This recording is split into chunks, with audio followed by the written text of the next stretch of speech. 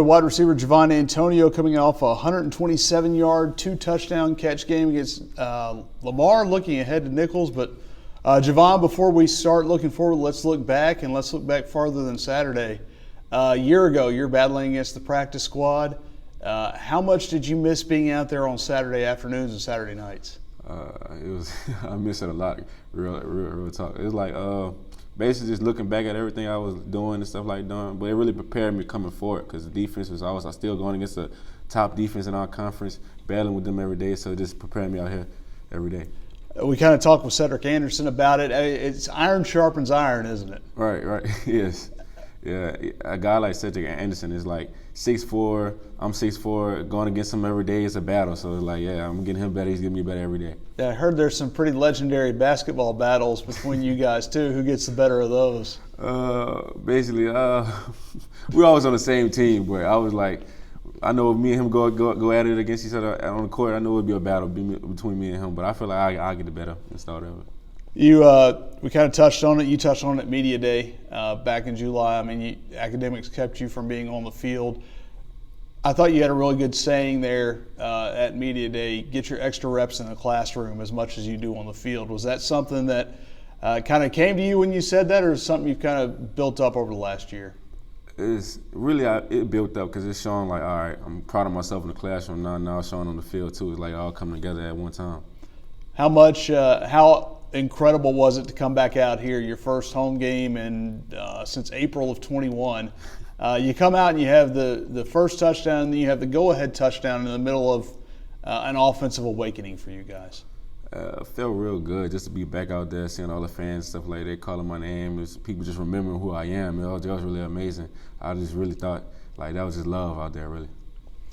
Number one, that's meant so much in that room for the last 6-7 years now. For you, when you found out you were going to wear it, I mean, I guess that was probably a goal after the spring season, but when you found out you're going to be able to wear it, what were the thoughts and the emotions that went into that? It was basically, at first I was like, do I have to wear the jersey? But I came out, I talked to some of the guys, Kendrick Price, Quan Shorts, Jazz, he was telling me like you got to be, accountable, you know what I'm saying? When that number, you got to be that guy. And coming out, Kendrick was like, you're going to be that person this year. You were that in the spring, so you're going to be that this year as well. So I was like holding myself to it. Was there a reason you didn't want to wear it at first? I just wanted to. At first, I wanted to set my own goals wearing number 4, but then I seen like who was all coming behind wearing number 1, so I seen this tradition and stuff like that. You got Jazz Ferguson went to the Seahawks, Quan Shorts, he broke records over here. So I'm like, oh yeah. Then I seen Kendrick, you know what I'm saying? So I was like, I had to be the next guy up. For you, what was the toughest part of last year? Just battling through like really the wins and losses really.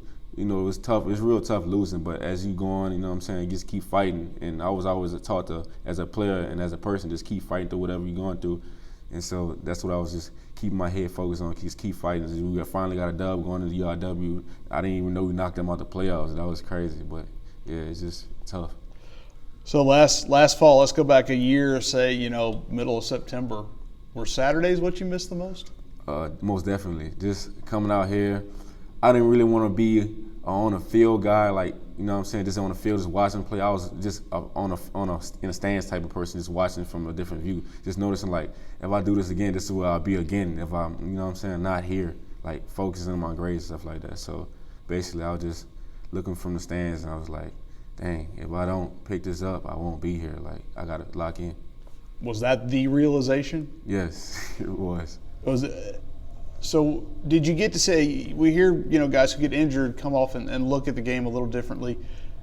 Did you pick up some on-the-field stuff while sitting in the stands? Were you able to see it from a different perspective?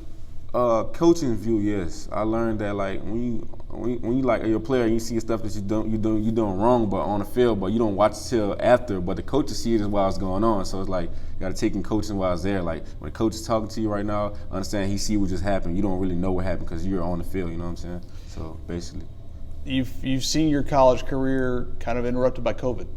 You came here hoping to play in the fall. Obviously, it got pushed to the spring. Between that and the situation last year that you were in, how much does the game mean to you, having had it kind of not taken away but postponed a little bit?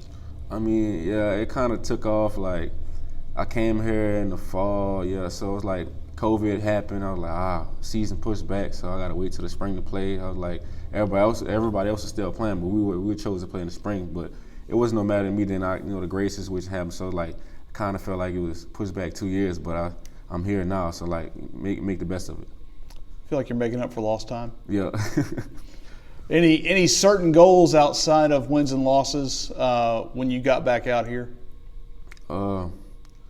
Really, I didn't really have a goal. I was just so focused on getting back out on the field and being the best that I can be. I see myself like slowly getting to that point, but I'm highly going to get to it. 6'4", 220. We know you can go get the ball. First touchdown is a lot of yak on that play. I do believe you were a little too tired to gritty. Yeah, I was too tired. It wasn't. It's called stand walk. So that's a new thing in New Orleans. They're doing right now. So I just try to put on for my city. Really. Was that just the release of emotions from everything that built up when you turned up field and you saw you had nothing but green grass or green turf in front of you?